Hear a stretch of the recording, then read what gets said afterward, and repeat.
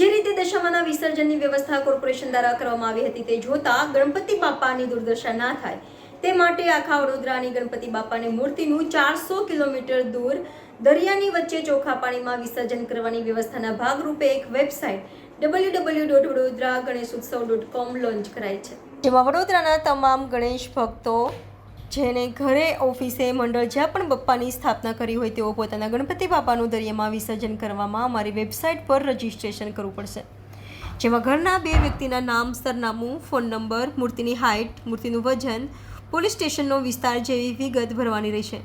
સાથે આ વર્ષમાં જે કોઈ અમારી સાથે જોડાશે તેમને આવતી સાલ ગણપતિ બાપાની માટીની મૂર્તિ નજીવા દરે આપવામાં આવશે, જેથી વધુ લોકો સુધી આ મેસેજ ફોરવર્ડ કરશો.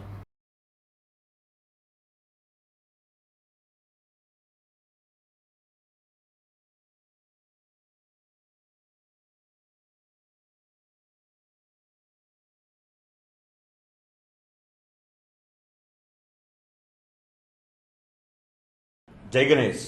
ગણેશ ચતુર્થીની આપ સૌને શુભકામના.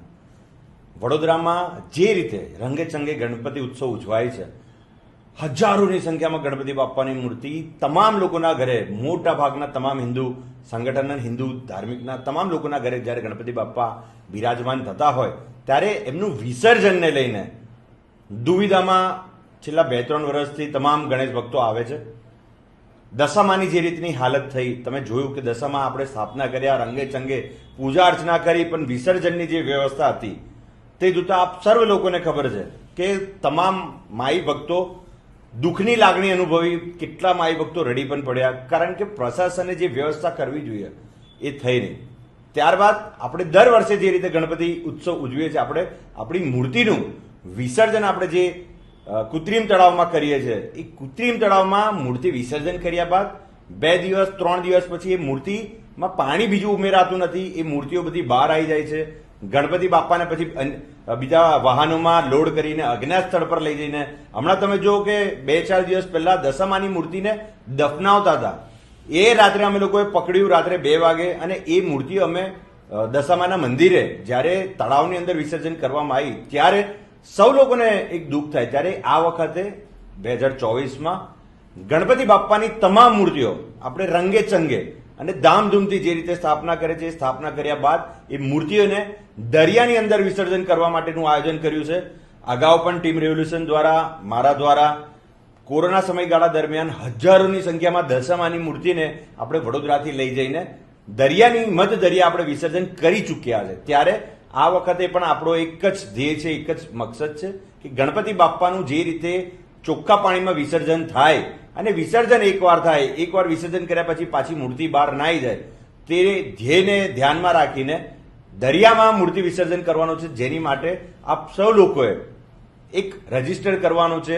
રજીસ્ટર છે www.vadodaraganeshutsav.com, જે આ સ્ક્રીન પર તમને લખેલું દેખાશે. આ ની અંદર જઈને તમારે ફક્ત રજીસ્ટ્રેશન કરવાનું, જેમાં નોર્મલ વિગત 2 જણના નામ, 2 જણના ફોન નંબર, એડ્રેસ તમારું, કયા પોલીસ સ્ટેશનમાં લાગે છે, સાથે કેટલા ફૂટની મૂર્તિ છે, કેટલું વજન છે, અને તમારે અમારા દ્વારા આવતી સાલ જે કોઈ લોકો અત્યારે અમારા ગણપતિ વિસર્જનમાં જોડાવાના છે એમને માટીની મૂર્તિ આપવાના પણ પ્રયત્ન થશે નજીવા દરે. તો એની માટે પણ જો તમે અત્યારથી અમારી સાથે સહેમત થતા હોય તો એ તમામ મૂર્તિના ઓર્ડર પણ અમે અત્યારથી આપી દઈશું. તમને મનપસંદ ગમતી મૂર્તિ જે હાઇટ હશે એ હાઇટ સાથે અમે એ મૂર્તિ તમને નજીવા દરે આપીશું. તો આ એક સંકલ્પ છે કે ગણપતિ બાપાનું સારા પાણીમાં, ચોખ્ખા પાણીમાં અને એક જ વાર વિસર્જન થાય, ઘડીએ ઘડીએ બહાર ના નીકળે.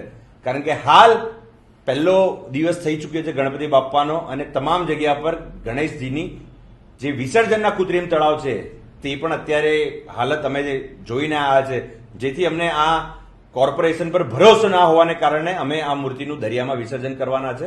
આપ સૌ લોકો આમાં જોડાઓ, આ વિડીયોને વધુમાં વધુ લોકો સુધી મોકલો. ફક્ત વડોદરા શહેરના લોકો માટે છે, પછી ગોધરાથી ને આણંદથી ને બોરસદથી ને બધી જગ્યાએથી ફોન આવે છે, તો ફક્ત વડોદરા શહેરના લોકો માટે છે. તો આપ સૌ લોકો સાથે સંગઠિત થઈને તમે પણ અમારી સાથે વિસર્જન કરવા માટે દરિયા સુધી આવી શકો છો. સંપૂર્ણ વિગત તમારે આ ફોર્મમાં ભરવાની છે, જે www.vadodaraganeshutsav.com છે.